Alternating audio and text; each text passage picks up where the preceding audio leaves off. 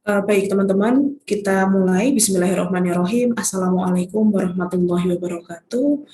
Rabbi shrahli sadri wa yassir li amri wahlul 'uqdatam min lisani yafqahu qawli. Rabbi zidni ilma warzuqni fahma. Asyhadu an la ilaha illallah wahdahu la syarikalah wa asyhadu anna Muhammadan abduhu wa rasuluh. Baik, teman-teman sekalian, selamat datang di kuliah asinkron untuk mata kuliah rekayasa biokimia. Pada kesempatan video kali ini, kita akan mendiskusikan begitu ya, melanjutkan terkait dengan materi di RBK yang berkaitan dengan penerapan pengaplikasian ilmu dari teknologi bioproses atau rekayasa biokimia untuk lingkungan. Insya Allah pada kesempatan pagi hari ini saya akan menjelaskan gitu ya, memperkenalkan ke teman-teman sekalian terkait dengan bagaimana toh sebetulnya menangani sebuah limbah industri dengan cara secara biologis begitu. Nah, insya Allah pada kesempatan pagi hari ini, sebelum saya akan masuk ke detail seperti apa toh peran begitu ya, peran dari mikroorganisme untuk mengelola begitu limbah cair. Saya akan memperkenalkan ke teman-teman sekalian apa itu pengertian dari limbah industri, kemudian apa saja parameter yang menjadi patokan untuk kita nanti meninjau suatu air limbah, dan kemudian nanti kita akan langsung masuk kepada bagaimana suatu mikroorganisme atau penanganan air limbah secara biologi ini akan digunakan begitu, biasanya digunakan pada proses utilitas penanganan air limbah. Baik Dek, kita mulai untuk kuliah pada pagi hari ini dengan mengucapkan basmalah, Bismillahirrahmanirrahim. Baik, ini adalah latar belakang begitu teman-teman, latar belakang kenapa penanganan limbah secara biologi itu ter masih sangat berperan dan masih sangat berkembang baik di industri ataupun di dalam industri rumah tangga. Karena yang pertama, kita tahu bahwa limbah, baik itu limbah industri atau limbah rumah tangga, biasanya mengandung mengandung banyak dari bahan-bahan organik, jadi kaya akan zat-zat organik. Nah, padahal di dalam air limbah tersebut, begitu ya, di dalam air limbah ataupun nanti sumber mata air yang akan untuk kita buang limbahnya, di situ kaya begitu ya, kaya akan mikroorganisme. Jadi air yang ada di sungai, yang ada di kemudian laut dan kemudian di danau itu memiliki kandungan mikroorganisme aerob yang kemudian dapat begitu ya, yang dapat membreakdown zat-zat organik yang terjadi di dalam, yang terkandung di dalam limbah cair.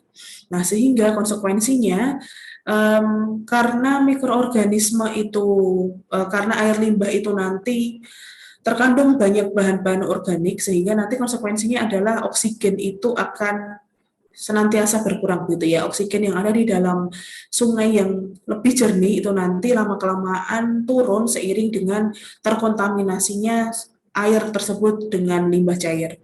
Sehingga karena oksigen itu mati dan kemudian mikroorganisme anaerob itu juga tidak bisa hidup dengan baik, sehingga biota-biota sungai ataupun biota-biota air yang kemudian akan menggunakan mikroorganisme sebagai sumber pangannya juga tidak akan hidup dengan baik, sehingga siklusnya baik biota laut mulai biota air, mulai ikan dan tanaman-tanaman di dalam tanaman air ini juga akan mati. Sehingga karena mati tersebut, sehingga terjadilah proses pembusukan, pembusukan dari biota air tersebut, sehingga terbentuklah bakteri anaerob, sehingga siklus ini akan senantiasa berputar berputar, bahwa ada air limbah, kemudian kita akan makan begitu ya, mikroorganismenya dengan makan dengan air limbah tersebut, kemudian nanti lama kelamaan akan mati mikroorganismenya, siklusnya hidup biota air itu juga akan ikut mati. Kemudian setelah mati nanti ada bakteri anaerob yang tumbuh, kemudian setelah bakteri anaerob tumbuh nanti ada bakteri aerob lagi yang kemudian muncul kembali, dan seperti itu, sehingga siklusnya akan berputar-putar dari sini berkaitan dengan penanganan air limbah. Nah, untuk sistem pengolahan air limbah, baik itu secara industri ataupun secara rumah tangga, secara skalatis, secara metodenya itu nanti kita akan bagi menjadi 3, yaitu pengolahan limbah secara fisika atau pengolahan limbah secara kimia dan pengolahan limbah secara biologis. Nah, insya Allah kita akan membahas begitu ya, mendiskusikan paling lebih jauh nanti terkait dengan alat-alat yang kita biasanya pakai begitu ya, industri pakai untuk proses pengolahan air limbah secara biologis. Nah, sebelum kita masuk ke sini, izinkan saya untuk memperkenalkan. Jadi selain dengan menggunakan sistem biologi, industri dapat biasanya juga memanfaatkan sistem pengolahan air limbah secara fisika dan sistem pengolahan limbah secara kimia. Nah, untuk sistem pengolahan limbah secara fisika, biasanya ini nanti terfokus kepada kotoran-kotoran yang sifatnya makro, begitu teman-teman. Jadi seperti daun, atau seperti kemudian kalau air limbah berarti seperti lumpur, begitu-gitu ya. Nah, untuk sistem atau alat-alat yang dipakai untuk sistem pengolahan limbah secara fisika itu kita bisa pakai 5 alat ini. Yang pertama adalah sumur pengumpul. Jadi sumur pengumpul ini akan mengumpulkan kotoran-kotoran makro tadi seperti mungkin sisa ranting, sisa daun yang kemudian nempel bersama dengan air limbah, atau kemudian pasir, batu-batuan yang juga membersamai air limbah tersebut. Itu nanti kita masukkan ke sumur pengumpul. Kemudian juga ada saringan. Setelah masuk ke sumur, kita akan saring kotoran makro itu dengan screen. Kemudian nanti juga ada alat yang disebut dengan bak penangkap pasir atau grid chamber. Kemudian setelah nomor 1, 2, 3 itu lewat, maka kotoran-kotoran di makro itu kan sudah dihilangkan. Kemudian nanti ada juga kotoran-kotoran yang mikro, itu nanti kita akan endapkan begitu teman-teman. Kita akan endapkan dengan proses sedimentasi dan klarifikasi pada bak pengendap 1 dan bak pengendap 2. Jadi sistem pengolahan secara fisika betul-betul hanya memanfaatkan sifat fisis dari kandungan kotoran yang ada di dalam air sehingga nanti membentuk suatu air limbah. Nah, itu untuk fisika, sehingga kalau kelihatannya ada kotoran yang makro, kita bisa pakai saringan dan alat-alat yang lain yang berkaitan dengan sistem pengolahan limbah secara fisika. Nah, selain itu, di dalam air limbah, seringnya akan mengandung beberapa parameter kimiawi yang menonjol begitu. Jadi bisa jadi pH-nya terlalu asam, pH-nya terlalu basa, dan sistem atau sifat air limbah yang sangat kimiawi ini tidak bisa kita kelola begitu, tidak bisa kita kelola secara fisika. Jadi air limbah yang terlalu asam atau yang terlalu basa tidak bisa netral begitu, tidak bisa netral atau tidak bisa berubah pH-nya dengan hanya memanfaatkan kelima alat ini, sehingga biasanya untuk sistem pengolahan fisika itu akan kita combine begitu, kita akan combine secara sistem pengolahan kimia dan atau sistem pengolahan secara biologis. Nah, biasanya memang untuk sistem pengolahan yang terintegrasi di industri, biasanya ketiga bahan ini akan tetap dilaksanakan begitu, tetap dipasang, baik itu fisika, kemudian nanti kimia, baru nanti biologinya begitu. Nah, berkaitan dengan sistem pengolahan kimia, alat-alat yang biasanya digunakan pada proses pengolahan air limbah pada pengolahan kimia itu adalah yang pertama jelas netralisasi, ini berhubungan dengan pH, sehingga di sini nanti kita akan masukkan beberapa zat kimia tambahan untuk menetralkan pH menjadi lebih 7, karena air limbah yang layak untuk dibuang ke lingkungan itu ada beberapa syarat ya. Nanti insya Allah kita akan bahas setelah ini begitu teman-teman. Nah, selain netralisasi, kita juga bisa lakukan presipitasi, koagulasi, dan flokkulasi, sehingga koagulasi dan flokkulasi ini menambahkan suatu zat tambahan sehingga air limbah yang kotorannya itu sangat larut begitu teman-teman, nanti dia bisa jauh lebih tebal, jauh lebih tinggi, besar diameternya, sehingga nanti kita bisa pisahkan secara fisika begitu. Nah, selain itu, kandungan parameter air limbah yang tidak juga kita bisa lakukan pengurangannya secara fisika dan kimia, itu nanti akan kita kerjakan, begitu kita akan kerjakan dengan sistem pengolahan secara biologi, yang mana memang sistem pengolahan secara biologis ini akan memanfaatkan mikroorganisme, begitu teman-teman, untuk kemudian nanti mencerna zat-zat organik yang masih terkandung di dalam air limbah tersebut. Nah, berdasarkan mikroorganisme yang nanti kita akan gunakan, maka sistem pengolahan air limbah secara biologis pula akan kita bagi menjadi dua hal, yaitu pengolahan secara aerobik. Jadi di sini butuh mikroorganisme yang kemudian butuh injeksi oksigen, atau pengolahan secara anaerob atau bahkan mungkin nanti gabungannya begitu. Nah, untuk pengolahan sistem limbah secara biologi yang berkaitan dengan nanti kita manfaatkan mikroorganisme secara aerobik, kita akan sering pakai 5 alat ini. Yang pertama jelas adalah kolam aerasi. Jadi fungsi dari kelima alat ini nanti lebih kepada memasukkan oksigen, begitu ya, memasukkan oksigen ke dalam suatu sistem alat sehingga mikroorganisme aerob itu nanti bisa dengan sangat mudah membreakdown, begitu, membreakdown zat-zat organik yang terkandung di dalam air limbah tersebut. Yang pertama adalah kolam aerasi, kemudian yang kedua adalah kolam aerasi fakultatif, jadi sama begitu ya, kolam aerasi. Kemudian yang ketiga adalah lumpur aktif, yang nanti juga akan kita bahas. Jadi pakai lumpur aktif. Yang ketiga kita pakai aerasi tambahan, jadi aerasinya bisa aerasi tunggal, ganda, atau mungkin tambahan, lanjutan, begitu, extended aeration.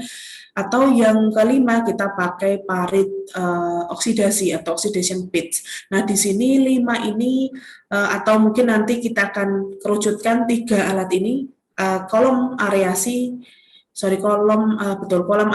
kemudian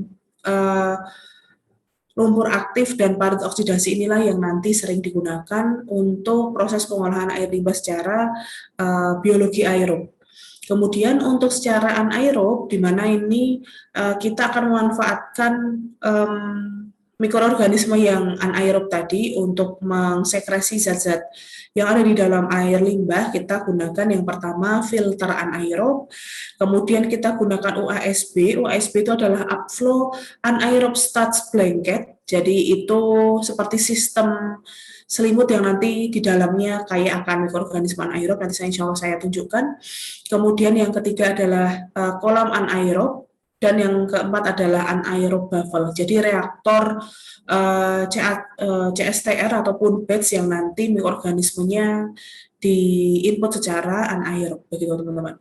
Nah, selain itu di industri juga kadang-kadang kita akan gunakan sistem gabungan dan kombinasi dari kedua sistem pengolahan aerob dan anaerob ini.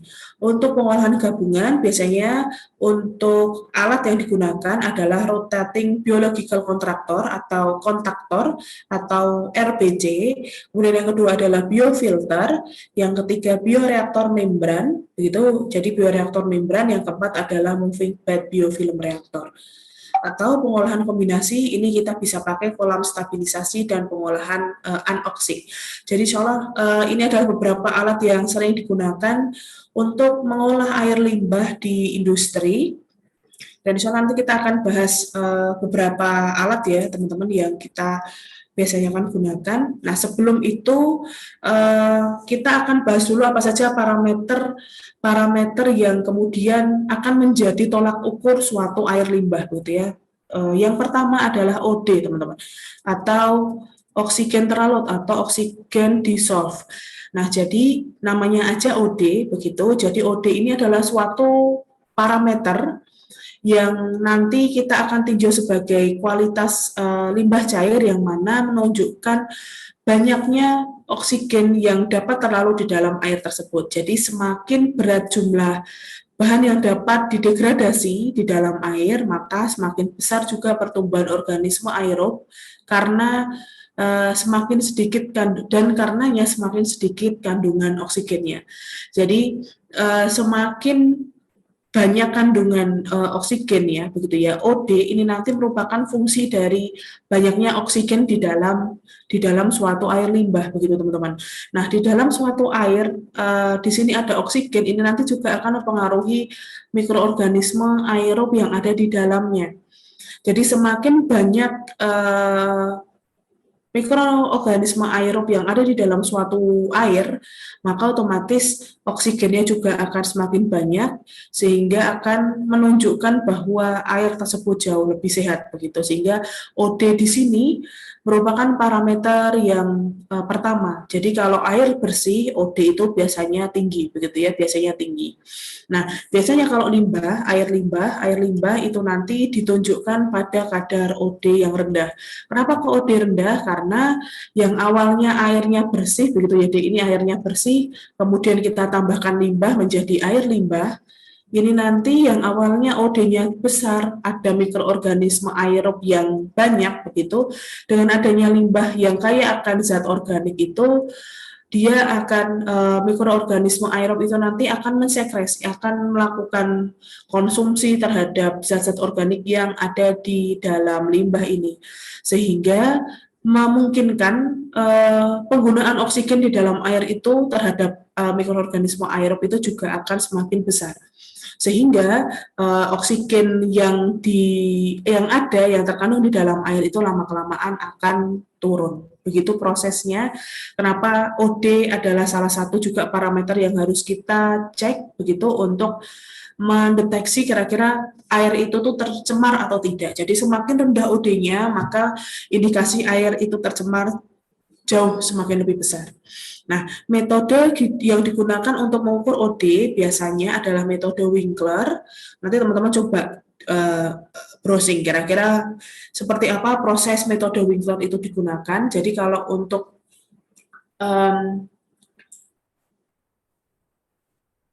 ini secara garis besar metode Winkler nanti kita gunakan adalah mangan, begitu ya, mangan untuk nanti kita akan cek oksidasinya menjadi permanganat atau tidak. Jadi oksigen terlarut, begitu ya, OD akan bereaksi dengan oksida mangan untuk membentuk oksiga mangan. Jadi O2 nanti kita akan reaksikan. Jadi kalau air itu nanti kaya akan O2, jadi OD itu nanti di dalam air akan bereaksi dengan mangan yang kemudian nanti membentuk suatu mangan oksida.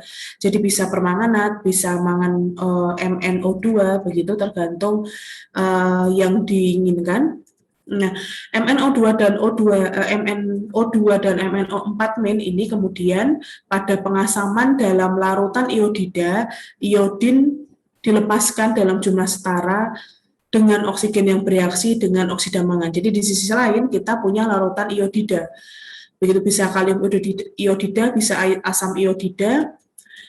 Begitu nanti kita akan melepaskan imennya.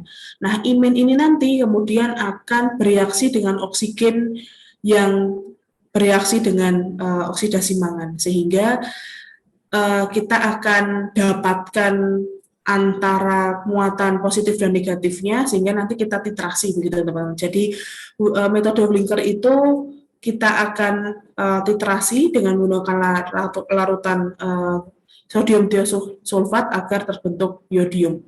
Jadi kadar OD ini seperti menjelaskan gitu ya bagaimana cara untuk melakukan analisis OD terhadap di dalam suatu air begitu dengan metode Winkler.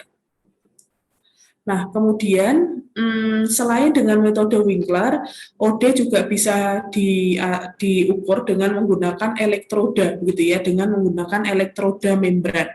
Nah, sehingga kalau kita gunakan elektroda membran, nanti cara kerjanya adalah adanya difusi, begitu ya, difusivitas dari oksigen yang kemudian ini nanti ada membran yang sudah kita desain sedemikian rupa sehingga nanti kita bisa mengukur begitu oksigen yang terdifusi ke dalam membran itu berapa, dan setelah membran itu nanti kita pasang logam begitu deh. Jadi sehingga nanti berapa oksigen yang terkandung di dalam air itu bisa dideteksi dengan berapa besarnya atau oksida logam yang terbentuk.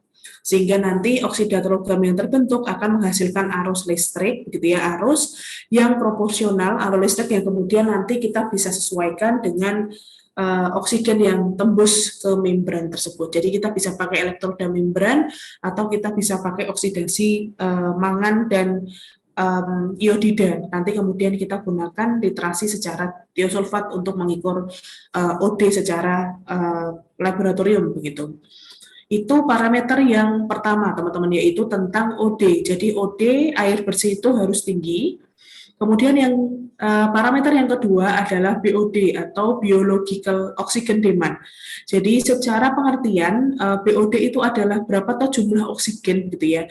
Jumlah oksigen yang dibutuhkan untuk menguraikan suatu bahan-bahan organik. Jadi nanti ada BOD dan ada COD. Jadi semakin tinggi BOD-nya, begitu ya, semakin tinggi angka BOD berarti semakin tinggi oksigen yang teman-teman harus butuhkan untuk mensekresi suatu bahan organik, untuk mendegradasi suatu bahan organik. Sehingga baik BOD dan nanti ada COD, jadi COD adalah BOD tadi biochemical oxygen demand ya, sedangkan COD nanti chemical engineer oxygen demand.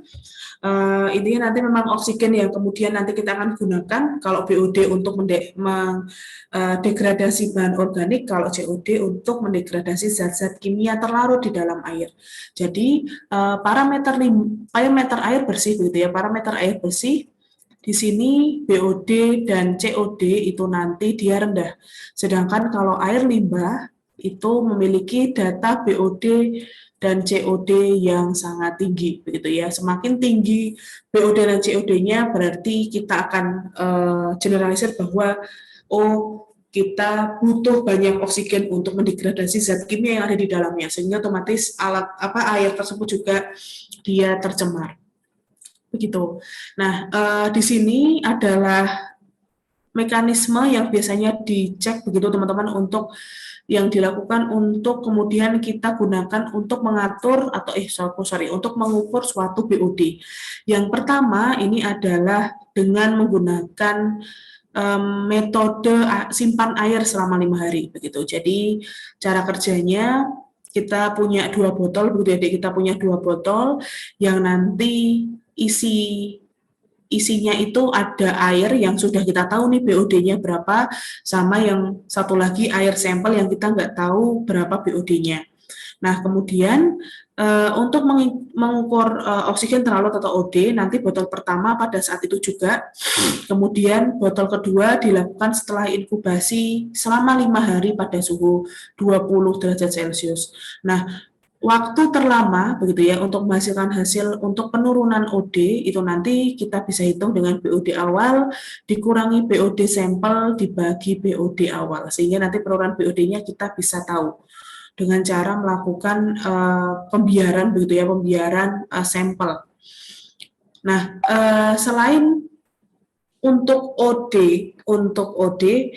uji nilai permanganat begitu ya, permanganat atau MnO4- itu juga digunakan untuk melakukan proses perhitungan BOD begitu. Jadi proses dari uji nilai permanganat atau metode PV ini digunakan untuk menentukan jumlah oksigen yang digunakan oleh sampel dalam 4 jam dari larutan kalium permanganat dalam larutan asam sulfat encer di dalam botol tertutup pada suhu 27 derajat Celcius. Nah, kemudian proses ini nanti kemudian akan memberikan gambaran tentang seberapa besar atau seberapa banyak bahan yang bisa dioksidasi di dalam air.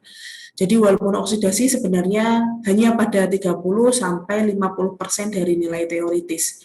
Jadi metode nilai permanganat atau metode PV ini dapat mencatat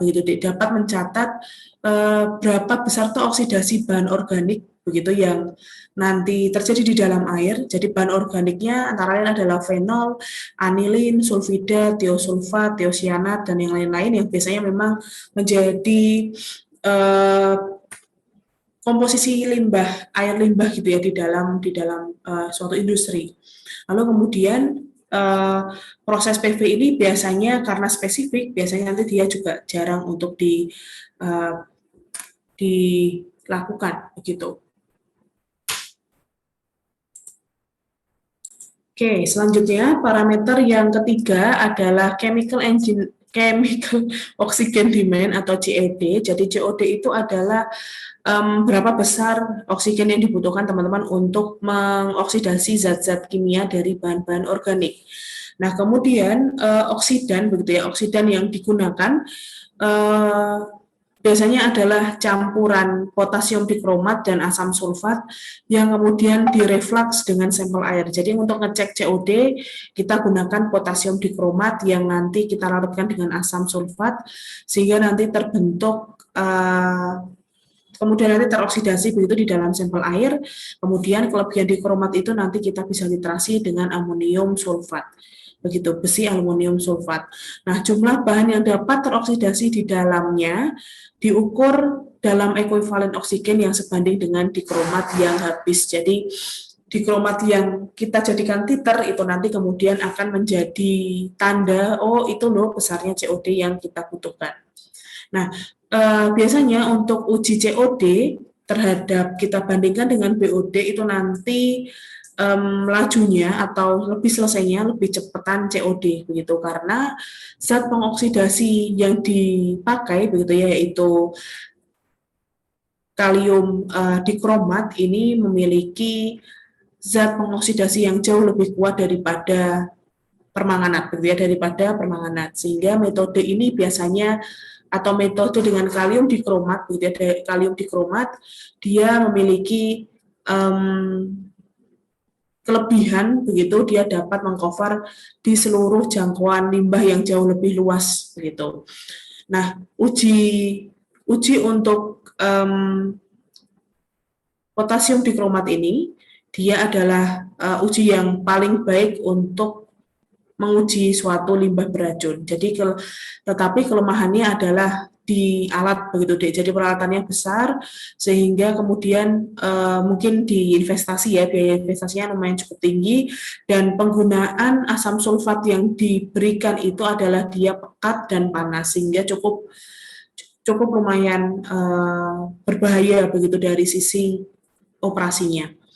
Nah, penurunan BOD nanti sama dengan penurunan COD-nya ini nanti sama rumusnya dengan penurunan BOD yang sebelumnya, yaitu COD awal dikurang COD sampel dibagi COD awal kali 100%. Itu parameter yang ketiga, teman-teman. Kemudian yang selanjutnya adalah parameter yang keempat, yaitu total organik karbon. Nah, total organik karbon ini biasanya di dalam suatu laporan hasil limbah begitu ya, analisis limbah kita bisa statementkan dia di dalam TOC. Jadi TOC itu memberikan cara cepat dan mudah untuk menentukan tingkat kontaminasi organik. Nah, sebuah penganalisis karbon yang menggunakan sistem deteksi inframerah digunakan untuk mengukur total organik karbon. Jadi TOC kita gunakan karbon analisis yang nanti pakai deteksi inframerah. Nah, TOC ini memberikan prediksi begitu ya, memberikan ekspresi yang lebih begitu ya, yang lebih langsung dari kandungan kimia organik air daripada BOD dan COD. Jadi total organik komponen itu lebih kepada organik airnya itu sekian begitu. Tadi kalau BOD dan COD kan angka BOD dan COD itu lebih kepada oksigennya itu butuhnya sekian. Jadi oksigen untuk memecah zat organik atau oksigen yang memecah kemudian nanti zat-zat kimia di dalam zat organik itu tuh sekian. Jadi BOD dan COD lebih kepada jumlah oksigennya yang diperlukan begitu teman-teman. Tetapi kalau TOC lebih kepada organik, bahan organiknya itu ini loh segini begitu. Jadi lebih ke organiknya, bahan organiknya kalau TOC. Sedangkan kalau BOD itu lebih kepada jumlah oksigen yang diperlukan begitu. Jadi memang lebih spesifik. Pengen tahu berapa total organik karbonnya itu ya nilai dari TOC sehingga TOC untuk air limbah itu juga kadarnya angkanya adalah tinggi begitu ya cukup tinggi begitu. Nah ini mungkin lebih alur begitu ya alur untuk menganalisis suatu air limbah yang kemudian nanti kita fungsinya adalah untuk mengatur TOC. Yang pertama, karbon organik dioksidasi menjadi karbon dioksida. Kemudian karbon dioksida yang dihasilkan akan dibawa oleh gas pembawa ke dalam penganalisis inframerah, begitu ya, pakai penganalisis inframerah yang nanti digunakan untuk mengukur panjang gelombang penyerapan dari gas CO2. Nah, instrumen akan menggunakan mikroprosesor yang akan menghitung konsentrasi karbon berdasarkan penyerapan cahaya di karbon dioksida. Nah, kemudian berapa karbon dioksida yang bisa terserap itu nanti kita nyatakan dalam ppm. Jadi itu adalah besarnya TOC yang ada di dalam air limbah tersebut. Jadi kita akan ubah karbon yang ada di dalam air limbah itu menjadi karbon dioksida. Karbon dioksida itu nanti kita lewati alat yang ada analisis inframerahnya. Analisis inframerah itu nanti kemudian akan menganalisis kira-kira berapa toh CO2 yang terbentuk. Nah, itu adalah nanti besarnya TOC-nya itu berapa, begitu. Nah, itu berkaitan dengan oksigen dan zat kimia yang ada di dalamnya. Nah, ternyata untuk parameter air limbah itu juga ada parameter yang ke 1, 2, 3, 4, 5 ya, D5, yaitu adalah TSS atau Total Suspended Solid. Jadi Total Suspended Solid ini nanti menunjukkan parameter limbah, jadi kandungan padatan yang ada di dalam air tersebut, begitu. Jadi TS atau Total Suspended Solid ini nanti mengacu pada materi yang tersuspensi atau materi yang dapat larut di dalam air atau air limbah yang nanti kemudian terkait dengan proses konduktansi dan kekuruhan spesifik. Jadi biasanya memang semakin tinggi total suspended solid di dalam air itu nanti mengakibatkan kekeruhan di dalam profil dari air tersebut, begitu Dek. Jadi air sungai yang teman-teman lihat mengalir itu warnanya coklat, belum tentu itu kotor begitu ya, Dek, tetapi hanya pasir yang ada di dasar itu tahu-tahu terhomogenisasi begitu di dalam air sungainya sehingga kelihatannya kok coklat. Nanti kalau sudah TSS-nya itu sudah mengendap, maka insya Allah nanti airnya juga akan jernih. Jadi seperti itu. TSS akan mempengaruhi kekeruhan, begitu ya, mempengaruhi kejernihan dari suatu air limbah atau air bersih ini. Nah, jumlah padatan atau TSS ini nanti adalah istilah yang digunakan untuk bahan yang tertinggal di dalam wadah setelah proses penguapan dan pengeringan sampel cair. Jadi, untuk ngecek TSS dalam skala lab biasanya nanti kita cukup uapkan airnya, begitu teman-teman. Jadi biasanya kan solid itu memiliki titik didih yang jauh lebih tinggi dibandingkan air yang mana hanya 100 derajat begitu ya. Sehingga untuk proses TSS kita akan ujikan dengan hanya menguapkan begitu ya, menguapkan air yang ada di dalam sampel. Jadi kita sudah masukkan sampel airnya masuk ke dalam cawan, yang kemudian cawan sebelum diberikan air itu sudah ditimbang masanya berapa, kemudian ditambah air itu nanti masanya berapa itu sudah ditimbang, kemudian dikeringkan hingga betul-betul nggak ada air sama sekali, sehingga kemudian nanti kita cek kira-kira kenaikan cawan itu nanti jadi berapa toh. Nah, kenaikan cawan itu nanti merupakan angka dari TSS atau Total Suspended Solid-nya. Nah, kemudian laboratorium itu biasanya juga mengukur TSS atau TS begitu ya. Jadi untuk mengukur TSS. Nah, untuk TSS ini kita caranya sama. Jadi kalau yang di sini adalah untuk mengatur TS total solid atau di sini juga total suspended solid. Jadi bedanya kalau kita mengukur TSS. Jadi di sini ini adalah mekanisme untuk mengukur TS, teman-teman. Jadi TS itu total solid, kemudian TSS adalah total suspended solid. Bedanya adalah nanti sampel airnya harus kita saring dengan filter dulu. Jadi caranya tetap sama, kita akan uapkan airnya, kemudian nanti kita cek berapa toh kenaikan beratnya. Nah, tetapi yang di awal ini, jadi metode untuk mengukur TSS karena dia suspended solid ya, jadi dia terlarut di dalam air banget, maka kita membutuhkan satu pemisahan padat cair yang cukup cukup penting begitu, yaitu filter pre-week. Jadi di sini ada saringannya dulu, baru nanti kita akan keringkan dan kemudian kita akan hitung berapa beratnya. Itu untuk TSS dan TS ya. Insya Allah seperti itu. Kemudian kita akan melakukan proses bagaimana secara aerob, mikroorganisme secara aerob itu dapat melakukan proses pemecahan terhadap air limbah. Nah, di sini cara kerjanya adalah padatan suspensi volatil atau volatil suspended solid, begitu adalah zat padat dalam ppm yang dapat dioksidasi menjadi gas pada suhu 550 derajat Celcius. Jadi nanti ada parameter lagi yaitu VSS atau volatile suspended solid, ini ya padat yang bisa menguap pada suhu 550 derajat Celcius begitu teman-teman. Dan sebagian besar senyawa organik itu dioksidasi menjadi karbon dioksida dan air pada suhu tertentu. Karena senyawa anorganik, tapi kemudian senyawa anorganik nanti tetap akan dirubah menjadi abu. Gitu. Nanti cara kerja kenapa anaerobic breakdown of wastewater nanti adalah seperti itu. Nanti kita hitung berapa VSS-nya. Oke. Nah, ini adalah tabel yang bisa saya sampaikan tentang biasanya apa saja itu bentuk dari limbah industri di berbagai jenis industri. Yang pertama adalah untuk penanganan minyak mentah, itu biasanya nanti airnya, begitu ya, air limbahnya itu terdiri dari minyak, selat, emulsi selat minyak, kemudian penghalang korosi yang dari penghalang korosi, begitu ya, atau korosi inhibitor. Kemudian untuk proses distilasi minyak mentah itu nanti biasanya air limbahnya mengandung banyak hidrokarbon, mengandung banyak zat-zat asam organik, asam anorganik, fenol, dan sulfur.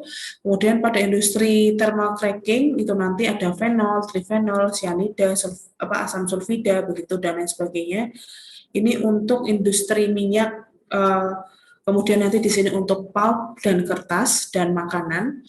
Jadi kalau industri minyaknya, untuk industri pulp dan kertas ternyata kita punya suspended solid di sekitaran 10 sampai 20 kg per 1000 kg produk dengan kadar BOD yang lumayan cukup tinggi di sini 200 sampai 220 sampai 400 kg per kilogram produk ini untuk pulp yang kita bleaching gitu ya, kita bleaching pakai sulfit, BOD-nya jelas jauh lebih tinggi gitu. Nah, ini untuk proses industri makanan, BOD-nya cukup tinggi juga karena memang kita pakai pengalengan apel, jadi kan kita butuh ada air yang terlarut di dalamnya itu limbah logam berat begitu deh. Jadi BOD-nya lumayan cukup tinggi.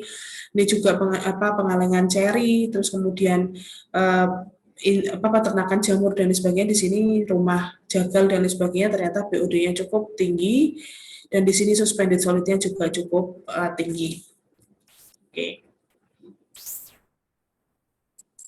Nah, kemudian bagaimana kemudian sistem untuk pengolahan limbah secara biologi begitu? Karena di dalam air limbah itu kan punya mikroorganisme aerob, anaerob, dan kemudian punya zat organik begitu ya yang bisa dimanfaatkan begitu teman-teman, sehingga akan mengubah bahwa fenomena mikrobiologi dasar dalam pengolahan limbah di lingkungan berair adalah sebagai berikut. Jadi penjelasannya adalah seperti ini.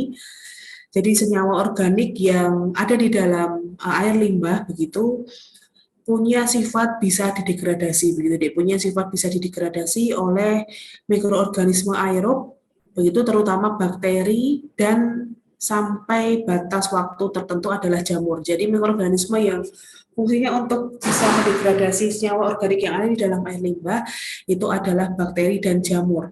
Nah, hasilnya adalah limbah dengan kandungan bahan organik yang berkurang drastis. Jadi karena dikonsumsi oleh mikroorganisme aerob, maka senyawa organik yang ada di dalam air limbah itu berangsur-angsur akan menurun secara drastis.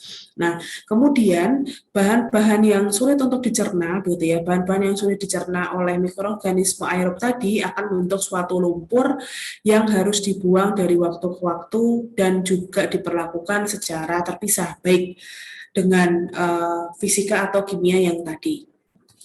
Nah, untuk melakukan proses pemanfaatan atau pengolahan air limbah secara aerob ini nanti kita akan gunakan dengan dua metode, yaitu yang seringnya adalah metode lumpur aktif atau trickling filter. Jadi untuk sistem activated sludge itu adalah sistem pengoperasian limbah organik yang paling umum dilakukan di industri, begitu.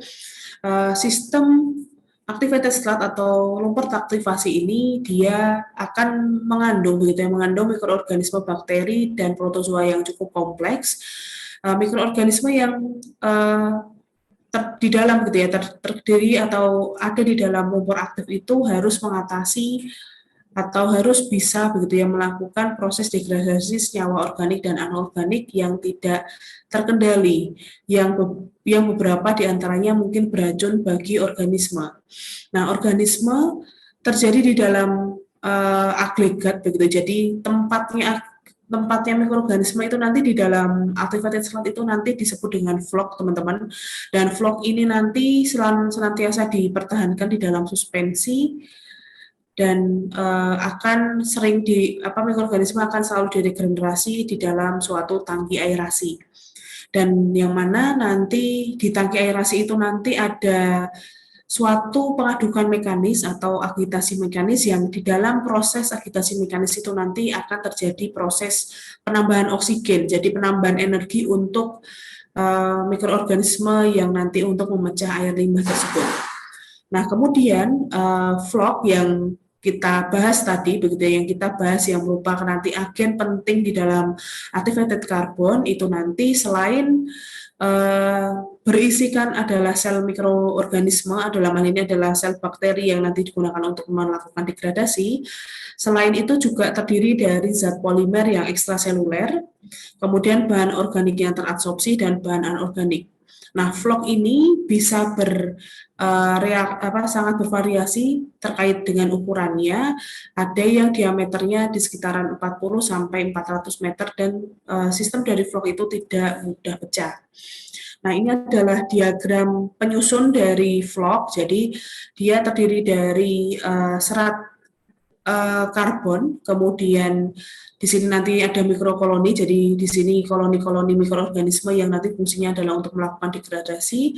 Kemudian di sini nanti ada di bagian luar ini akan kita lindungi akan terdiri dari EPS atau extracellular polymeric substance yang kemudian nanti di sini nanti isinya adalah dinding dinding untuk pelindung dari mikroorganisme yang ada di dalam floc. Kemudian di dalam floc juga ada material-material yang terabsorpsi dan ada juga filamen dari bakteri yang untuk media bergerak dari floc tersebut. Nah, catatan-catatan untuk lumpur aktif adalah yang pertama, floc itu harus memiliki sifat pengendapan Jadi floc itu harus bisa mengendap yang baik sehingga pemisahan biomasa mikroorganisme dari fase cairnya terjadi secara efisien, dan cepat dalam clarifier. Nah, terkadang pemisahan yang tepat ini tidak tercapai sehingga menimbulkan masalah bulking atau berbusa. Jadi floc itu harus punya sifat pengendapan yang cukup baik agar proses pemisahan mikroorganisme yang sudah terjerap di dalam lumpur aktif itu dia nanti bisa maksimal teman-teman. Sehingga pemisahan dengan air dan flocnya itu nanti maksimal sehingga nanti tidak ada masalah sekali seperti berbusa begitu. Lalu kemudian catatan yang kedua terkait dengan activated sludge adalah beberapa biomasa yang telah menetap didaur ulang sebagai lumpur aktif kembali. Jadi biomasa-biomasa yang sudah nempel di dalam floc itu nanti akan kita recycle agar nanti yang ada di dalam floc itu nanti kita bisa lakukan sebagai media lumpur aktif kembali. atau nanti kita sebut RAS atau Recycle Activated Sludge, yang nanti fungsinya adalah untuk melakukan inokulasi limbah mentah. Jadi nanti buat siap-siap begitu deh, bahwa nanti air limbahnya sebelum nanti dia akan dikonsumsi oleh activated sludge yang betul, yang mikroorganismenya sudah fresh, begitu masih fresh, dia akan kita umpankan dulu dengan RAS, begitu, sehingga nanti di situ sudah ada proses inokulasi mikroorganismenya, airnya sudah siap begitu sebelum nanti masuk ke dalam sistem activated sludge yang memang sudah fresh tersebut. Sehingga RAS adalah digunakan untuk menginokulasi limbah mentah yang masuk karena mengandung komunitas organisme yang harus disesuaikan dulu, gitu ya, dengan limbah yang masuk. Nah, kemudian di dalam proses pengolahan secara lumpur aktif ini nanti ada beberapa lumpur padat yang tidak dicerna, begitu. Jadi ada beberapa lumpur padat yang tidak dipakai, begitu Dik, sehingga lumpur padat yang tidak tercerna ini nanti kita bisa perlakukan lebih lanjut menjadi produk yang ekonomis. Jadi lumpur aktif yang udah nggak dipakai pun itu nanti bisa kita gunakan untuk pupuk, begitu ya. Oke, nah ini adalah modifikasi dari sistem activated sludge tadi. Yang pertama adalah kita lakukan penyiapan lumpur aktif konvensional. Ini komponen dasar sistem konvensional adalah tangki aerasi dan tangki sedimentasi. Sebelum air limbah mentah memasuki tangki aerasi, sebelumnya dicampur begitu dengan sebagian lumpur untuk tangki sedimentasi. Kemudian raw water begitu atau air limbah mentah didegradasi oleh organisme yang sudah disesuaikan dengan lingkungan tangki aerasi. Kemudian organisme yang masuk dari lumpur ada di dalam vlog kecil yang dipertahankan dalam suspensi oleh kekuatan campuran di tangki aerasi. Nah, ini adalah pengenalan vlog organisme yang sudah disesuaikan yang menghasilkan lumpur aktif. Biasanya 25% sampai 50% aliran melalui pabrik ditarik dari tangki sedimentasi. Jadi seperti ini intinya teman-teman untuk penjelasan yang ada di sini. Ini adalah grafiknya. Jadi air limbah utama yang kita dapatkan itu nanti akan ngalir ke tangki aerasi dulu, begitu. Tangki ke aerasi dulu ini intinya untuk mempersiapkan oksigen yang diperlukan oleh mikroorganisme yang ada di dalam sini, begitu, untuk mengalirkan oksigen begitu ya, agar oksigen di sini, agar larutan di sini nanti sudah kayak oksigen, sehingga mikroorganisme yang ada di sini nanti yang isinya vlog-vlog lumpur aktif yang akan mencerna itu sudah siap untuk melakukan digesti, begitu. Jadi pertamanya aerasi dulu, setelah itu kita masukkan ke activated sludge. Nah, kemudian sludge ini kan nanti sistemnya batch begitu ya dia. Jadi setelah dia sudah selesai melakukan treatment, begitu, selesai melakukan treatment, kita nanti akan melakukan pemisahan. Jadi padatannya itu dibuang ke kiri, dibuang ke bawah, ini cake-nya, begitu ya, cake padatannya, ini nanti kita akan buang ke bawah, sedangkan limbah cair, begitu ya, limbah cairnya akan, atau air bersihnya, begitu ya, air bersihnya itu kita bisa langsung keluarkan di sebelah kanan, gitu, di sebelah kanan. Nah, padatan ini kemudian kita bagi, begitu, kita bagi menjadi dua, yaitu yang sebagian nanti akan di-recycle kembali, begitu, agar sekali lagi dia siap, begitu, dia siap. Air limbah itu nanti tidak siap, karena kan di sini banyak mikroorganismenya ya yang masih hidup. Nah, raw wastewater ini atau limbah cair yang mentah ini kita masukkan dulu dengan sedikit activated sludge agar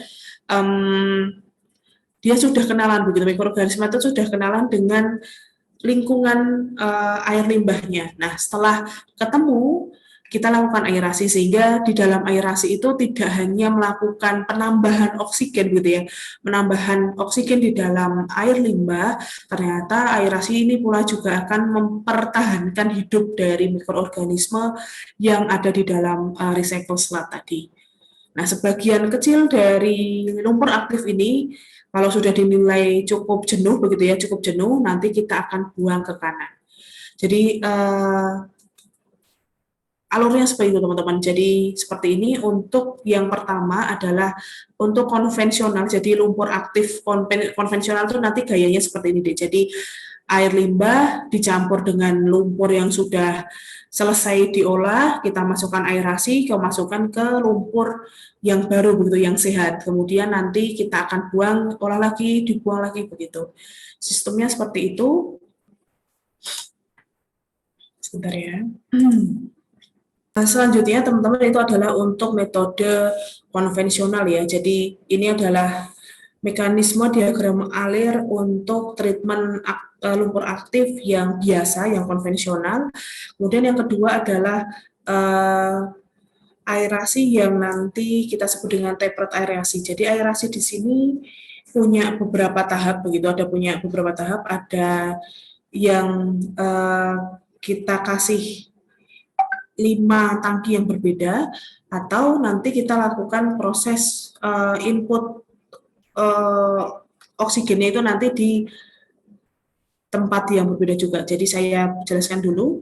Jadi tapered aerasi ini adalah sistem yang memperhatikan konsentrasi bahan organik yang lebih berat, dan karenanya penggunaan oksigen pada titik di mana campuran limbah mentah dan lumpur kembali memasuki tangki aerasi.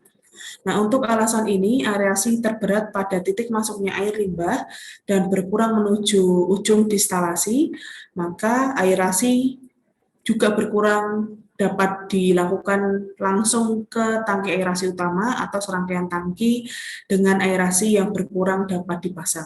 Jadi keterangannya adalah seperti ini teman-teman. Jadi kita tahu begitu ya bahwa di sini OD-nya kecil, begitu, OD-nya kecil, sehingga kita harus tambahkan proses aerasi untuk menambahkan oksigen. Nah, seiring dengan kita umpankan air limbah yang mentah ini, feed-nya umpankan, di sini kita akan juga kontakkan dengan recycle sludge, begitu ya, dengan recycle sludge yang mana memang OD-nya itu medium begitu. Jadi di sini intinya ada mikroorganisme begitu, mikroorganisme yang membutuhkan oksigen gitu, membutuhkan oksigen untuk dia bekerja. Nah, karena kemudian di sini mikroorganismenya masih hidup dan butuh oksigen tambahan, dan kemudian nanti dia kontak dengan air limbah yang nggak ada oksigennya sama sekali, begitu, maka kebutuhan aerasi di titik ini itu jauh lebih besar, begitu, Dek. Jadi di sini itu akan ditambahkan oksigen yang jauh lebih banyak, begitu, Dek. Jadi di sini oksigennya lebih banyak, kemudian seiring dengan panjangnya tangki aerasi, sebetulnya kadar oksigen yang bisa kalian inputkan di titik nomor 2, di titik nomor 3, 4, dan 5 itu semakin lama semakin mengecil. Nah, itu yang disebut dengan tapered aerasi. Jadi kalau aerasi di sini kita bisa atur, pada dasarnya adalah kita bisa atur laju kecepatan oksigen yang kita injeksikan di tangki aerasi yang pertama. Karena di sini memang pada saat ini posisi air limbahnya dan posisi lumpur aktifnya membutuhkan oksigen yang jauh lebih tinggi dibandingkan titik-titik setelahnya. Begitu. Jadi kalau tapered itu kita bisa atur oksigennya itu masuk itu seberapa. Begitu teman-teman. Kalau kita pakai yang biasa gitu ya, yang biasa ini aerasinya kita nggak bisa lakukan secara berbeda begitu laju udaranya. Jadi udara di sini nanti akan sama dengan udara di sini, laju di sini juga sama, di sini sama karena sejatinya pipanya sama gitu ya. Sejatinya pipanya sama dengan kecepatan air juga yang sama. Sehingga di sini memungkinkan mikroorganisme itu sudah mati itu cukup tinggi begitu, Dek. Sehingga untuk mengantisipasinya dimodifikasilah saluran lumpur aktif konvensional ini dengan tempered aerasi tadi. Begitu. Nah, bedanya yang atas sama bawah adalah lebih kepada kalau di sini kan satu pipa kemudian ditebalkan ya. Jadi difokuskan alirannya. Nah, kalau yang di C ini sama-sama tapered aerasi, hanya nanti airnya kita bisa bypass begitu ya, airnya bisa bypass. Jadi untuk aerasi yang di sini itu kadar oksigen yang diberikan itu sama, seragam begitu ya, dari titik 1, 2, 3, 4, 5 itu seragam. kecepatannya sama, tetapi yang membedakan adalah ini aliran masuk air limbah dan lumpurnya itu kita bisa atur. Sehingga dengan adanya ini diharapkan bahwa sejumlah oksigen yang dimasukkan, sejumlah oksigen yang dimasukkan ke area ini, itu juga hanya bisa mengcover air kotor dan lumpur yang hanya sebesar ini kecepatan alirnya, begitu. Jadi kalau misal kita cek, sebesar ini 200 ya, 200 kg per jam. Kalau untuk skema yang B, oksigen di sini itu kita injeksikan 150 kg per jam. Kemudian di sini 100, kemudian di sini 75, di sini 50, di sini 25. Begitu. Tetapi kalau yang di C, di sini sama-sama 200, teman-teman. Tetapi masuknya itu sudah diatur 40, 40, 40, 40, 40 begitu. Sehingga kadar oksigen yang masuk itu tetap sama 50, 50, 50, 50, 50 sehingga ngovernya dia akan fokus oksigennya hanya untuk pada recovery atau penambahan oksigen di laju alir massa umpan tertentu saja. Itu modifikasinya gitu ya dari template areasi. Jadi bisa langsung jadi 200 masuk, tapi oksigennya kita sesuaikan, gitu sejumlahnya penurunan ya, semakin kiri, semakin dekat dengan umpan masuk itu semakin tinggi, semakin lama nempel dengan tangki lumpur aktif itu semakin rendah. Itu. Lalu kemudian yang C ini tadi ada terjadi bypassing untuk aliran yang masuk ke dalam sistem. Jadi 40 masuk, nanti oksigennya tetap sama, tetapi ini fokusnya nanti bisa lebih bagus begitu ya untuk pengambilan teknik aerasinya. Itu untuk nah ini tadi sudah menjelaskan untuk tempered aerasi. Nah, selanjutnya adalah yang keempat adalah stabilisasi kontak. Jadi stabilisasi kontak ini digunakan begitu bila air limbah mengalami proporsi koloid yang tinggi. Jadi di sini adalah kalau semisal air limbahnya punya koloid yang tinggi, kita pakai stabilisasi kontak. Jadi proses stabilisasi kontak itu akan ada yang namanya pembuang limbah, teman-teman. Jadi akan ada pembuang limbah yang nanti fungsinya adalah untuk mengeluarkan zat-zat yang koloid tadi, yang kayak koloid, itu kemudian kontak begitu dengan lumpur aktifnya selama 1-1,5 jam, dan kemudian di bak kontak itu nanti kemudian diangin-anginkan. Nah, setelah dilakukan penyelesaian di tangki pemisahan lumpur, bagian dari lumpur kemudian dikeluarkan dan sebagian didaur ulang menjadi tangki aerasi di mana dicampur dengan air limbah yang akan datang. Jadi ini adalah skema dari stabilisasi kontak. Jadi umpan dari air limbah tadi masuk, begitu ya, masuk. Di sini nanti akan ada 2 aliran udara yang dialirkan, begitu. Ada yang ke sini kontak karena koloidnya lumayan cukup tinggi ya, sehingga kita harus fokuskannya tidak hanya di awal, tapi pada saat di recycle juga harus dikasih udara lagi begitu. Jadi kalau di sini kan aerasi itu hanya dilakukan pada bagian air umpan masuk sebelum masuk ke tangki settling begitu. Tetapi kalau yang di sini yang distabilisasi kontak itu kita lakukan aerasi juga pada saat pengaliran recycle sludge gitu. Jadi di sini dikasih air, dikasih udara, di sini juga dikasih udara. Karena bahan koloid yang tinggi, maka kita juga butuh udara yang cukup besar juga begitu.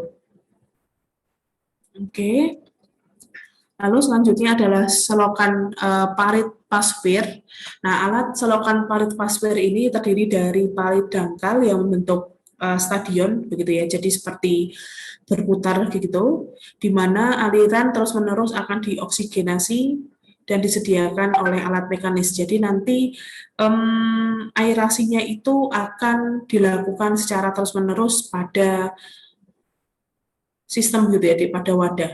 Jadi nanti dia akan diaerasi terus sampai nanti kemudian sepanjang ini diaerasi sehingga nanti masuk ke tangki settling untuk nanti kemudian kita pisahkan antara padatan dan cairannya begitu. Cukup sederhana kalau ini. Nah, kemudian ini adalah deep shaft proses. Ini adalah untuk sistem poros dalam. Jadi sistem poros dalam ini adalah salah satu jenis metode modifikasi atau metode inovasi pengolahan air limbah yang dikembangkan oleh divisi pertanian atau jurusan pertanian Imperial Chemical Industry atau ICI di Inggris. Nah, proses dari DIPSAF proses ini nanti akan menyesuaikan dengan fermentor, jadi dimodifikasi antara fermentor air lift begitu ya, fermentor air lift yang digunakan untuk memproduksi protein sel tunggal dari metanol. Nah, bagian dari DIPSAF proses itu nanti terdiri dari poros beton yang berlapis baja luar yang berukuran 300 kaki atau lebih yang terpasang di tanah, kemudian air limbah dan daur ulang lumpur aktif itu nanti disuntikkan ke dalam tabung baja, kemudian udara tekan diinjeksikan begitu. Jadi udara tekan diinjeksikan pada posisi poros tengah, gitu ya, pada tengah. Jadi air limbah sama lumpur yang ditaruh di dalam, sedangkan udara diinjeksikan di tengah, begitu. Dan kemudian untuk memastikan bahwa kenapa harus ditaruh di tengah? Karena untuk memastikan tekanan hidrostatiknya itu nanti stabil. Lalu selanjutnya udara yang larut lebih rendah di bawah poros akan menyediakan oksigen untuk pemecahan limbah organik dan air akan naik di bagian luar poros. Dan sistem ini memiliki keuntungan begitu bahwa dengan kecepatan tinggi akan mengurangi BOD dan pengurangannya adalah sebesar 50% pada lumpur. Nah, ini adalah caranya. Jadi seperti modifikasi dari airlift bioreaktor seperti yang saya sempat kenalkan ya di kuliah ke-6 atau kuliah ke-7. Jadi di sini liquidnya masuk dari atas, gitu ya, dari atas masuk ke dalam poros tengah, maksud saya poros tengah ini. Kemudian di dalam tengah-tengah dari DIPSAF proses ini nanti dimasukkan udara. Sehingga kenapa ditaruh di tengah agar pengaliran udaranya itu cukup baik gitu ya, cukup baik. Nanti setelah terjadi proses modifikasi atau konsumsi zat organik ini nanti kemudian akan naik ke kiri dan ke kanan berdasarkan buffernya. Nanti udaranya akan naik ke atas, nanti kemudian air limbah yang sudah bersih itu nanti teman-teman bisa pisahkan. Jadi overflow di treated liquid ini. Nah, di sini yang overflow ke sana, gitu ya, yang overflow ke sana itu nanti ada air limbahnya dan ada slat yang masih terbawa begitu, Dik. Jadi di sini nanti ada proses klarifikasi sehingga nanti limbahnya kita akan pisahkan masuk ke kiri bersamaan dengan cairannya, kemudian nanti lumpur aktifnya dibuang ke kanan. Lalu kemudian cairannya kita akan tarik begitu. Jadi seperti itu, Dik. Jadi proses di DIPSAF ini karena terlalu panjang ya. Jadi karena dia dalam, maka proses regenerasi oksigen itu diharapkan maksimal begitu. Diharapkan maksimal sehingga kemudian nanti lintasannya cukup panjang, di sini juga lintasannya cukup panjang gitu. Lalu gas oksigennya yang sisa itu nanti akan keluar. Lalu kemudian airnya nanti akan overflow ke sana, air dan padatannya nanti di sini kita akan tinggal endapkan begitu. Jadi endapannya akan kita recycle, ada sebagian juga yang kita buang, kemudian air yang sudah lumayan cukup bersih itu nanti kita bisa buang ke lingkungan. Sehingga pada proses sistem lumpur aktif ini limbah dipompakan dari bawah tanah dan udara disuntikkan dari bagian tengah. Nah, karena kedalaman tekanan udara meningkat gitu menyebabkan pembubaran oksigen jauh lebih besar. Jadi di sini betul-betul akan main beda tekanan begitu ya, sehingga nanti oksigennya akan terbaur secara lebih baik begitu. Sehingga metode ini memang jauh lebih efektif karena lintasannya cukup efisien begitu, sehingga dia hemat dari ruangannya. Oke.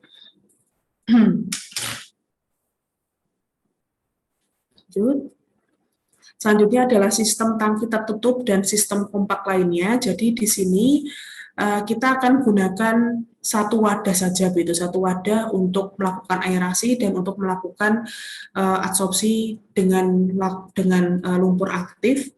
Jadi di sini ada tangki yang terbuka begitu teman-teman, terbuka, kemudian kita punya pengaduk.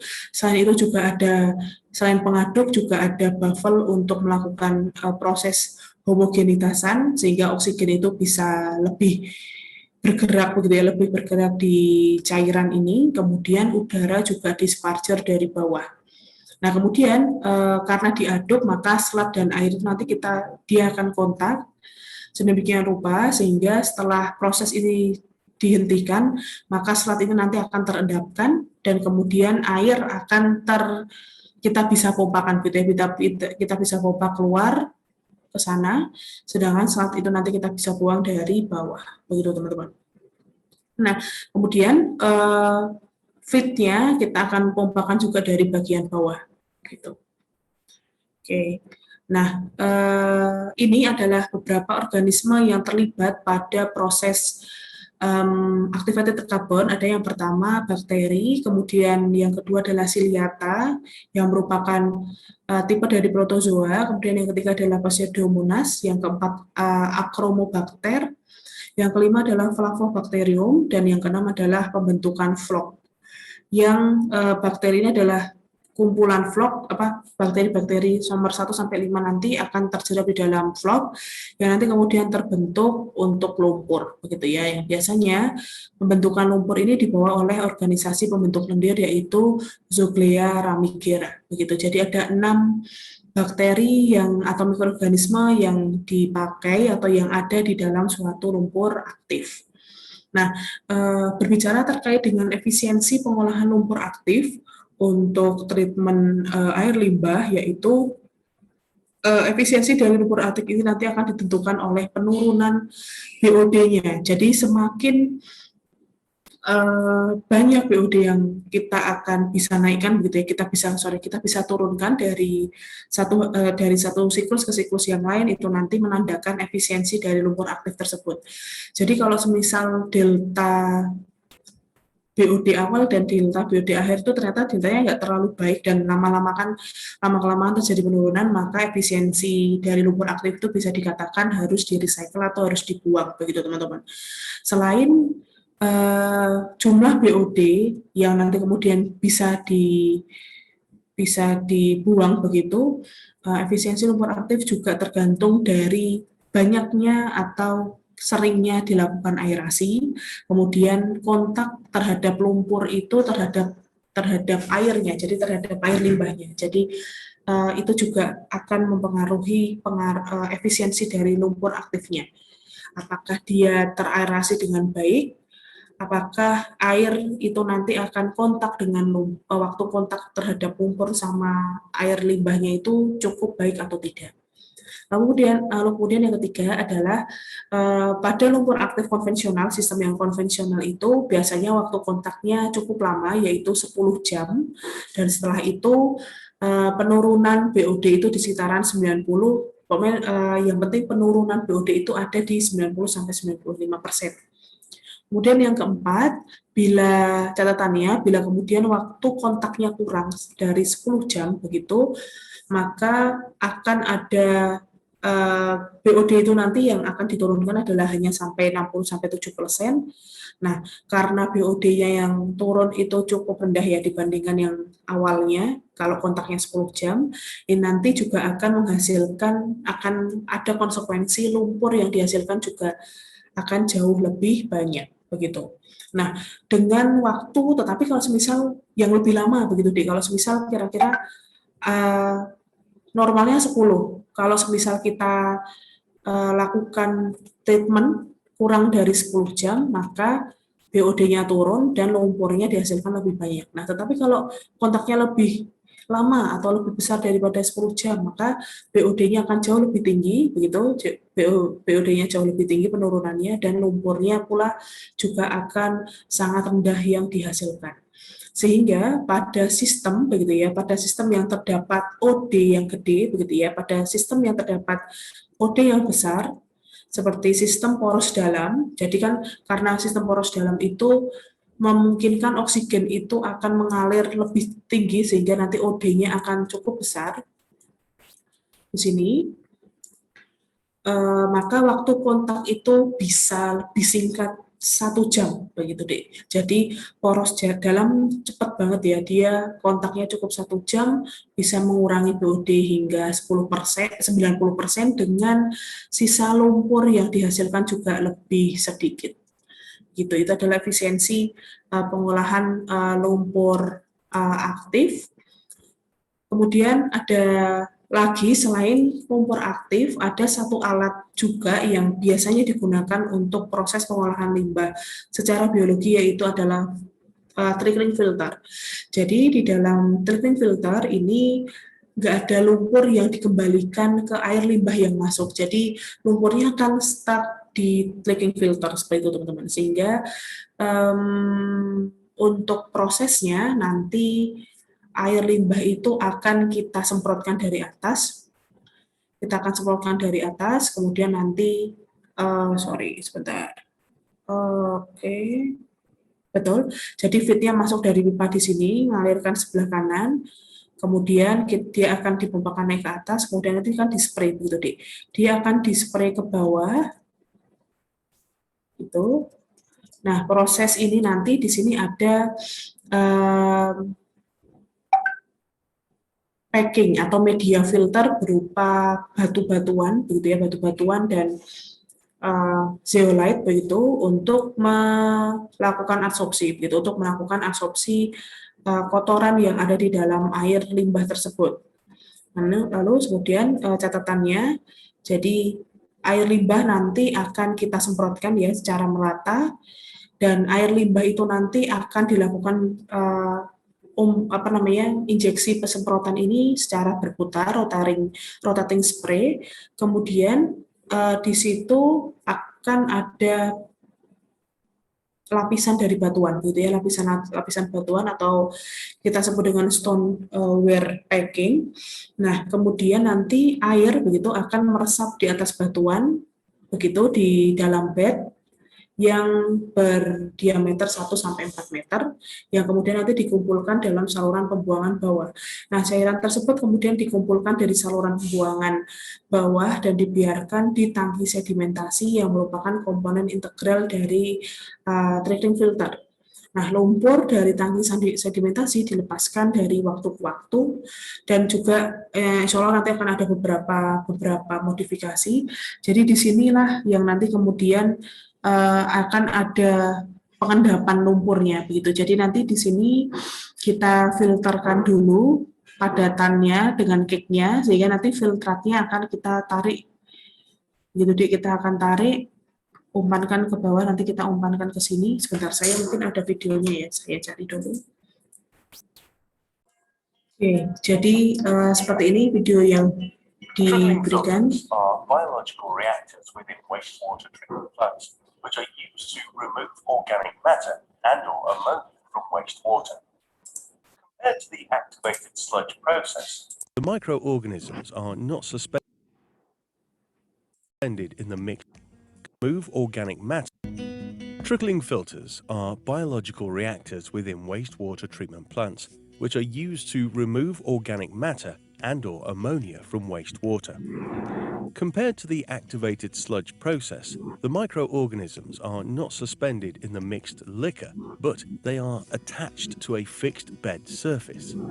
Nowadays, the fixed bed surface is usually provided by structured plastic fill media, but in the past, rock, gravel and hardwood was also used.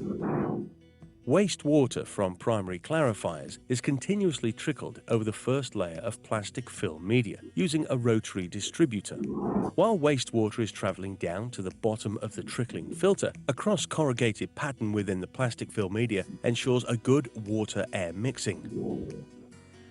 Trickling filters are operating under aerobic conditions, but mostly without the use of forced ventilation or aeration.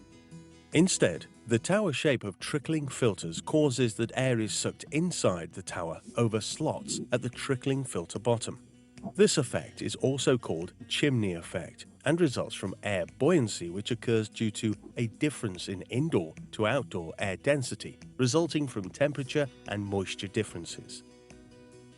For the design of trickling filters, 3 components are very important: the support structure, plastic film media layers, and the rotary distributor.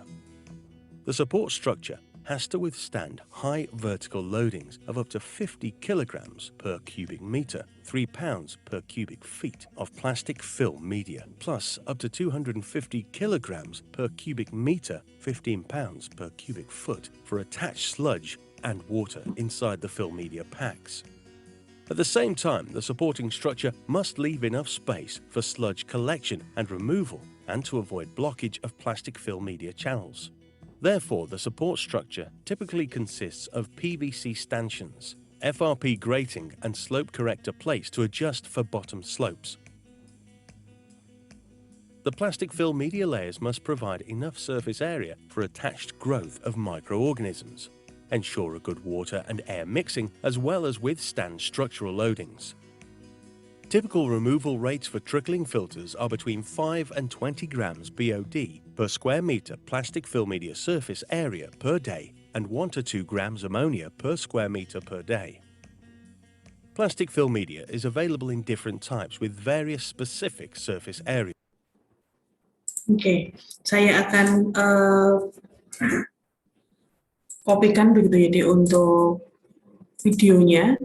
Jadi di sini kita bisa berdasarkan video yang tadi, jadi saya jelaskan kembali bahwa kalau di trickling filter kita nggak ada media lumpur aktif begitu ya. Jadi untuk melakukan penyaringan atau pemurnian air limbah, kita menggunakan murni media filternya saja, yaitu berupa batu-batuan. Jadi seperti yang disampaikan di video tadi, bahwa air limbah ini nanti kita akan semprot begitu, kita akan spray dari atas, yang kemudian spray itu nanti dia berputar, lama-lama dia akan membasahi permukaan dari batu-batuan. Nah, batu-batuan ini kemudian akan melakukan proses filtrasi. Nah, filtrasi akan melakukan proses pemisahan antara cairan dan padatannya. Cairan ini nanti akan kita keluarkan dari sebelah kanan, cairan filtratnya, sedangkan cake-nya nanti atau padatannya nanti lama-kelamaan akan tersusun atau terendapkan di bagian bawah filter ini begitu, sehingga nanti lama-kelamaan akan terendapkan sehingga harus kita under drain. Jadi under drain itu adalah kita ambil dari bagian bawah si trickling filter. Nanti insya Allah link YouTube untuk video yang kita lihat tadi saya akan tambahkan di keterangan ini ya. Jadi kalau udah mulai dari trickling filter, ini sudah tidak menggunakan lumpur aktif kembali, sehingga memang dari sistem proses biologinya hanya memanfaatkan bakteri atau mikroorganisme yang ada di dalam batu-batuan atau dari dalam stoneware packing ini. Oke, jadi mikrobiologi dari trickling filter adalah lapisan mikroorganisme yang terbentuk di atas batu, betul ya. Jadi mikroorganismenya yang kita akan gunakan adalah batuan-batuan ini sudah di-set kaya akan mikroba. Nah, sehingga nanti mikroba itulah yang nanti kemudian akan memecah air tadi ya, memecah air limbah tadi. Oke, ini diagram alir PNID-nya untuk trickling filter. Jadi kalau di trickling filter biasanya akan dibantu begitu ya, akan dibantu dengan proses sedimentasi. Jadi setelah effluent itu keluar dari proses di filter, nanti akan ada proses sedimentasi untuk nanti kemudian betul-betul memisahkan effluent dari selat yang masih terkandung dari sini, begitu deh, dari sini ya, dari sini outlet ini nanti masuk ke sedimentasi, begitu, tangki sedimentasi, nanti fungsinya nanti untuk betul-betul memisahkan antara effluent dari air bersihnya dengan sisa padatan, gitu ya, sisa padatan limbahnya, sisa padatan dari limbahnya, gitu. Nah, kemudian modifikasi untuk trickling filter itu juga kita bisa lakukan di dua sedimentasi. Jadi tangki sedimentasi itu kita bisa pasang di antara tracking filter. Jadi kalau yang sedimentasi yang primer ini nanti fungsinya adalah untuk betul-betul hanya memisahkan padatan yang sifatnya makro ya. Kemudian nanti filter, kemudian nanti filtrat yang ada padatan mikronya kita sedimentasi kembali. Jadi bisa satu setelah filter atau teman-teman bisa pasang dua. Jadi ada tangki sedimentasi primer sama tangki sedimentasi sekunder. Nah, ini adalah cakram berputar. Jadi di sini rotary vacuum disk filter. Jadi di sini lebih kepada akan melakukan proses media filternya yang isinya mikroorganisme itu sudah dipasang di disk ya, di lapisan disknya. Kemudian nanti kita akan berputar begitu. Disk ini nanti akan berputar begitu. Seiring dengan berputarnya disk ini nanti kemudian filtrat yang air limbah yang masih kotor itu nanti akan terjadi proses penyerapan. Jadi kita akan vakum juga sehingga airnya filtratnya nanti mengalir, padatan limbahnya akan nempel di media filter disk ini, filtratnya nanti akan mengalir ke luar. Gitu. Ini insya Allah juga ada videonya. Ini insya Allah sama persis kayak vakum rotary disk vacuum filter, hanya saja nanti media filternya adalah media yang kaya akan mikroorganisme. Saya carikan dulu, insya Allah kemarin saya baru aja cek untuk apa namanya teman-teman mata kuliah AIK, jadi masih agak sedikit relate. Oke, jadi ini. Oke. Setidaknya ini adalah gambaran begitu ya untuk proses rotary disk vacuum filter. Jadi, nah media yang disk ini nanti isinya adalah mikroorganisme aktif yang nanti untuk menyerap organik yang ada di dalam air limbah. Posisinya coba nanti teman-teman perhatikan dulu. Oke, sebentar saya.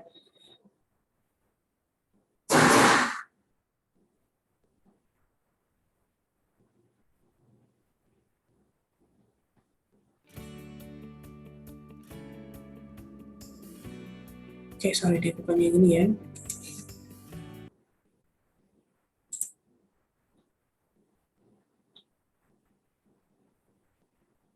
Saya ulangi. Silakan dilihat dulu.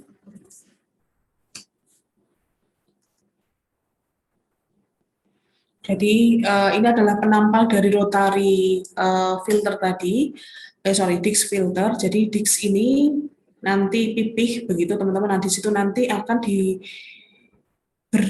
media filter yang kaya akan mikroorganisme. Nah cara kerjanya kita akan umpankan begitu, kita akan umpankan air limbahnya dari bawah. Kalau disk filter itu nanti fitnya dari samping, jadi fitnya dari samping. Air limbahnya nanti akan kita umpankan dari samping, kemudian nanti dia akan berputar. Kita lanjutkan aja sebentar. Ini, oke. Nah ini fitnya kita umpankan dari samping, nanti dia akan turun ke bawah. Nah kemudian air limbah itu nanti akan kita agitasi. Nah pada saat di dalam disk itu nanti ada proses tekanan vakum, gitu. Jadi nanti ada tekanan vakum yang akan mengalirkan filtrat, gitu, yang akan mengalirkan filtrat ke dalam disk. Kemudian nanti dia akan keluar dari sisi sebelah kiri. Oke. Nah, lama-kelamaan si padatan itu akan nempel, gitu ya, akan menempel di permukaan disk atau padatan yang kaya akan limbah organik itu tadi akan kita endapkan dan kita akan kikis di pisau pengikis di sebelah kiri. Nah, kemudian padatan itu akan mengalir di bagian bawah dari rotary disk filter ini. Kemudian nanti filtratnya akan kita bisa isolasi dari bagian samping, gitu ya, bagian tengah menurut saya. Oke.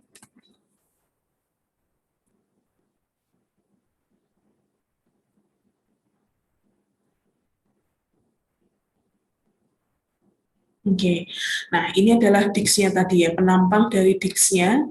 Jadi secara umum dia nanti punya rongga, begitu teman-teman. Dia punya rongga yang nanti kemudian akan bisa melakukan perubahan tekanan, sehingga filtrat itu nanti akan bisa masuk ke dalam.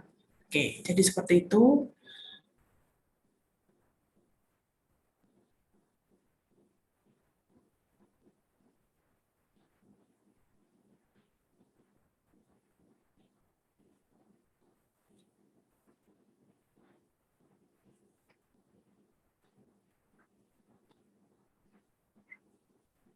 Oke. Oke, seperti itu teman-teman. Sehingga kita kembali lagi untuk yang di PPT ya.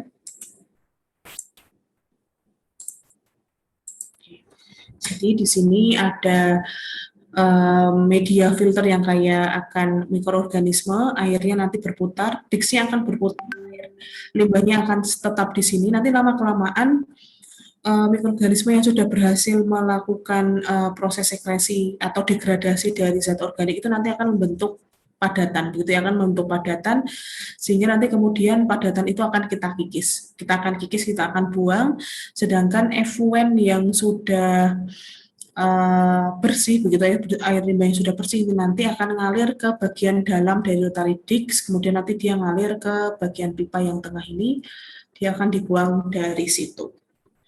Gitu teman-teman. Kemudian ini sedikit mengenai anaerob ya, caranya untuk proses pengenangan limbah secara anaerob. Biasanya kita pakai anaerob slat, jadi juga pakai slat untuk proses anaerob. Jadi kalau activated carbon itu harus secara aerob, kalau slat ini kita akan lakukan secara anaerob. Jadi ada lumpur aktif aerob, ada lumpur aktif anaerob, gitu teman-teman. Nah, slat ini lumpur aktifnya akan terdiri dari sekali lagi media filter ya, yaitu mikroorganisme dan bahan-bahan yang tidak mudah terdegradasi, terutama selulosa. Nah, padatan dalam bentuk lumpur hanya sebagian kecil dan umumnya tidak melebihi 5%. Nah, tujuan penanganan slat itu adalah untuk menstabilkan lumpur dan mengurangi bau yang ada dari limbah dan menghasilkan sebagian air dan mengurangi volume, menguraikan beberapa bahan organik dan mengurangi volume, membunuh organisme penyebab penyakit dan mendisinfeksi lumpur. Nah, slat yang tidak diolah nanti mengandung sekitar 97% air dan penyelesaian dari slat ini nanti akan melepaskan cairan yang terpisah sehingga sebagian air akan menghilangkan sebagian air dan akan mengurangi volume lumpur.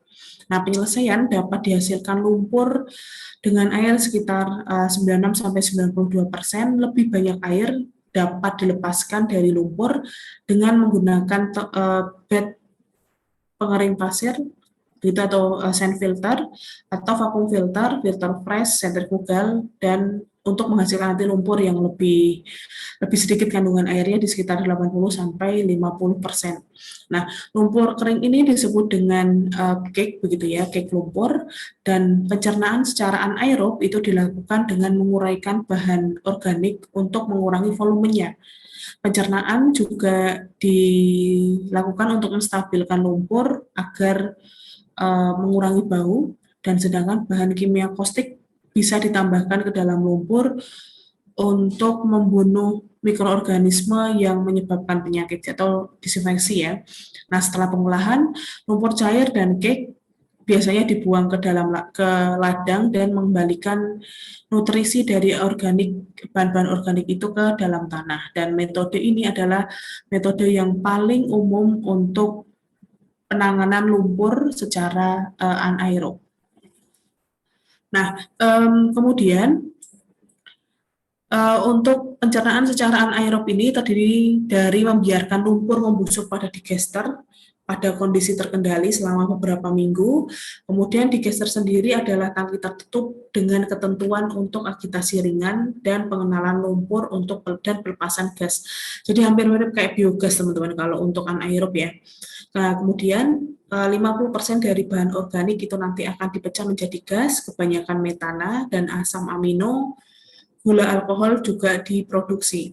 Nah, lumpur yang rusak kemudian dapat disaring dan organisme sensitif yang terhadap pH di luar 7 sampai 8, kemudian logam berat, dan mungkin deterjen yang mungkin dipakai ke dalam air limbah itu nanti tidak boleh dimasukkan ke dalam digester.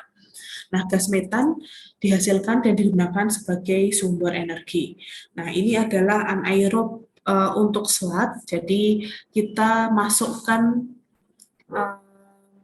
air limbah begitu ya, air limbah secara tertutup, nanti kita akan panaskan begitu sehingga nanti ada selat terbentuk padatan karena kita akan kendalikan suhunya begitu sehingga nanti dia menjadi lumpur. Kemudian hal yang dilakukan kemudian adalah secara bertingkat kita akan aduk begitu, kita akan aduk antara air limbahnya dengan selat yang sudah kita dapat begitu ya, kita dapat masukkan di dalam agitator, dia tertutup begitu ya. Jadi selama proses pengadukan nanti terjadi pembentukan gas metan begitu ya, gas metan yang dikeluarkan dari tangki anaerob ini.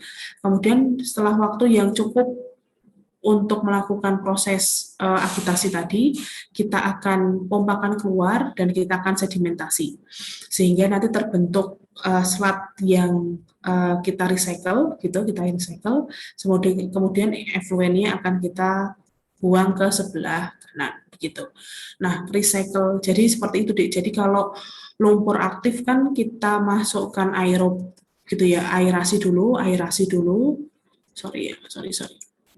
Jadi kita masukkan aerasi, kemudian kita masukkan ke settling, begitu ya, settling. Nah, kalau di selat yang anaerob kita masukkan tangki yang berpengaduk, tutup. Jadi dia batch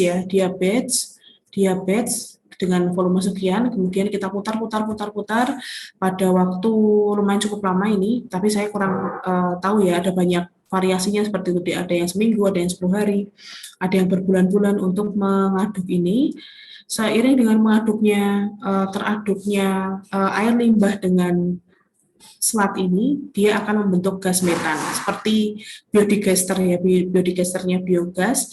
Nah, setelah waktu yang cukup kita buang ke dalam settling, gitu, kita sedimentasi sehingga nanti selatnya masuk kembali, kemudian efluennya keluar ke kanan, gitu teman-teman. Seperti itu diagram alirnya. Nah, untuk memastikan atau untuk melakukan anaerob selat ini juga selain ini kita biarkan saja si selatnya di sini, jadi kan dia akan bertebaran kemana-mana gitu ya teman-teman.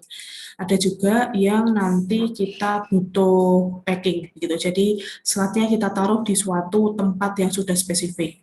Sehingga kalau dari sini cukup sederhana, jadi kita masukkan selatnya, kita diamkan, liquidnya kita umpankan dari bawah, kita diamkan dulu beberapa hari, nanti lama-kelamaan akan ada gas gitu ya, lama-kelamaan ada gas yang terbentuk, kemudian overflow-nya akan kita isolasi begitu. Nah, insya Allah seperti itu, sedikit banyak, jadi pemilihan atau pemilihan alat-alat proses yang digunakan untuk penanganan limbah secara biologi. Dan ini adalah sedikit teori terkait dengan pembuangan air limbah di industri farmasi. Jadi berbagai metode pembuangan digunakan oleh perusahaan tertentu akan tergantung pada sejumlah faktor yang paling utama. Jadi kalau kita ingin buang air limbah itu tuh akan kita perhatikan ke 4 faktor ini. Yang pertama adalah metodenya, biaya metode pembuangannya itu sejauh atau semahal apa. Kemudian yang kedua adalah lokasi industri itu jauh atau tidak.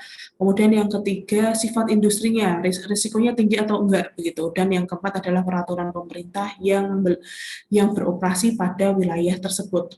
Nah, sifat limbah sekarang, sifat limbah dari industri farmasi itu cukup mencakup bahan-bahan yang mudah terdegradasi begitu ya, seperti sirup emulsi, malt dan tablet begitu ya, dan biasanya mengandung sejumlah besar karbohidrat ya, sehingga karena punya banyak kandungan organik di situ, maka biasanya limbah farmasi itu punya BOD yang cukup tinggi karena juga limbah farmasi juga ada asam-asam organiknya, kemudian asam asetat, asam formiat, dan bahkan ada HCl dan H2SO4 yang kemudian teman-teman akan adakan begitu ya, terkandung di dalam limbah farmasi tersebut.